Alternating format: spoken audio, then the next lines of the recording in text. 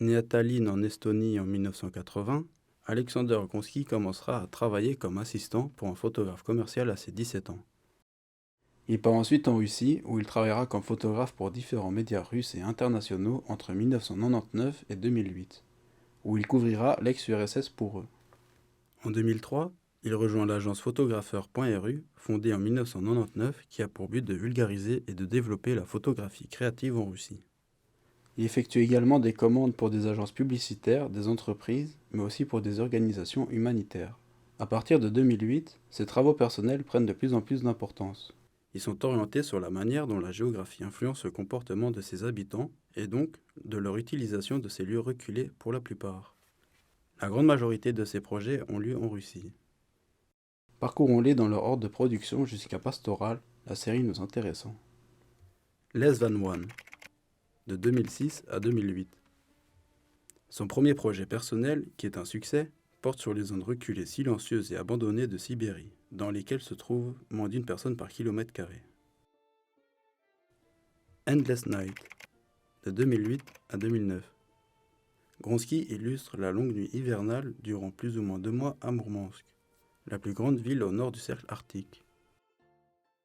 The Edge, de 2008 à 2010. C'est un travail documentaire autour d'un Moscou sous la neige. Comme dans les 2 séries précédentes, on y retrouve des scènes isolées et silencieuses. Pour parler de sa composition, j'aime assez bien ce qu'en dit la Polka Gallery. Dans l'univers statique d'Alexander Gronsky, chaque objet, chaque sujet constitue un élément de paysage déshumanisé. Par ailleurs, on retrouvera ces mêmes banlieues dans la série Pastoral. Mountains and Waters, de 2010 à 2011. Une série dans laquelle on regarde plusieurs images à la fois, comme pour un diptyque. Elle est réalisée dans les banlieues de Shanghai, Chongqing et Shenzhen, qui sont d'immenses métropoles chinoises. Cette disposition en diptyque permet à la fois d'élargir notre champ de vision et d'illustrer l'association des idéogrammes montagne et eau qui forment paysage. Il s'approprie les codes de composition picturale asiatique de paysage dans ses photographies, où il fait allusion au traditionnel avec un sujet bien contemporain, construction, logement, etc. À présent, passons à la série nous concernant, Pastoral, qu'il produit en 2 volets de 2008 à 2012. Gonski raconte qu'il a passé 2 ans à se familiariser aux banlieues moscovites, désordonnées entre les détritus, bâtiments inachevés, collines quelconques, et 2 autres années encore à photographier les scènes dans lesquelles il y voyait un intérêt. Plutôt que d'utiliser une chambre technique sur trépied, qui est la meilleure façon pour capturer un paysage en haute qualité, il fait le choix drastique de réduire son équipement à l'essentiel. Il ne gardera qu'un Mamiya 7, qui est un appareil photo moyen format avec l'avantage d'être portable. Cela a un impact sur son allure.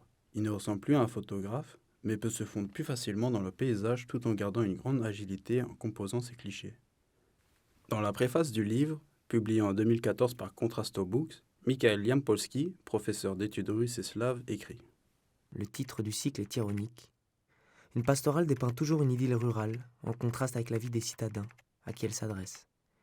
Dans le cycle de Gronsky, la différence cardinale entre le rural, le naturel et l'urbain est levée. Cette pastorale particulière ne parle pas d'un contraste, mais d'une transition indéfinie. Pour Gonski, Pastoral n'est ni une critique sociale, ni un commentaire à fond politique, mais simplement sa perception personnelle du paysage russe. Il raconte aimer passer du temps là-bas, qu'il a tendance à être seul pendant de longues heures à se promener à la quête d'endroits invisibles pour la majorité des gens. Il a l'impression d'être à sa place, de s'approprier le lieu.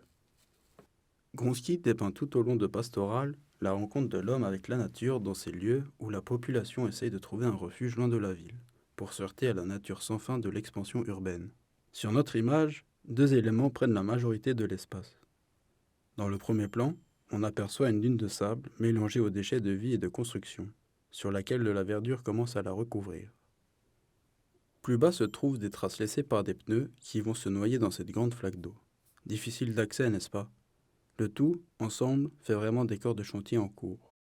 Ensuite, en arrière-plan, une rangée de bâtiments, avec aucun signe de vie apparente. Yampolsky soulève un point. Si la vie s'étend ici, à l'extérieur de la ville, pourquoi les nouvelles constructions sont-elles si vides, comme si la population les avait déjà abandonnées? On ne sait pas dire si c'est un temps de fin ou de commencement. On pourrait s'imaginer un monde abandonné où seulement ces 3 personnages sont présents et explorent cette zone à la recherche de signes de vie. Ou simplement que ces 3 personnes s'amusent à dévaler la pente, comme dans notre jeunesse. Son art de la composition mène l'œil de l'observateur dans tous les recoins de l'image. À la vue de certains détails, un sentiment d'étonnement apparaît, et plus l'on va chercher une signification à celui-ci, plus ça a tendance à se complexifier. Pourrait-on considérer le travail de Gonski comme du photojournalisme de Robert Capa, avec son côté informatif et son apparente objectivité ? Je pense que non. Les photographies actuelles de Gonski sont une forme d'art contemporain bien à elles. On pourrait plus les placer dans la catégorie paysage psychologique. Elles ne racontent pas des histoires ou ne divertissent, mais discutent de sujets sociaux. Il ne faut pas oublier que Capa était journaliste, et donc que son objectif était de couvrir une situation aussi bonne que possible. Gonski mentionne comme référence Stephen Scher ou encore William Eggleston, 2 géants qui ont fortement défini l'image du nouveau paysage américain. Mais font-ils le même travail dans le fond, à savoir de façonner un nouveau paysage russe ? Comparons-les d'abord techniquement. De façon générale, les Américains sont souvent beaucoup plus proches de leur sujet. On a vraiment cette impression du pris sur le vif, d'une certaine instantanéité, avec un cadre assez fermé. Alors que Gonski est assez long en général. On peut comparer les personnes à des détritus vu leur taille similaire dans l'image. Si du côté américain on a cette instantanéité, Gonski prépare plus son lieu de prise de vue. Il le connaît et attend que l'action vienne. Alors que les autres vont peut-être plus aller chercher eux-mêmes l'action. Pareil pour la gestion des couleurs. En général, on va retrouver des tons plus bruts ou l'utilisation d'un flash chez Shore par exemple. Au final, Gonski essaye de capturer un moment de vie et non pas le quotidien de ces gens. Merci de m'avoir écouté et à la prochaine.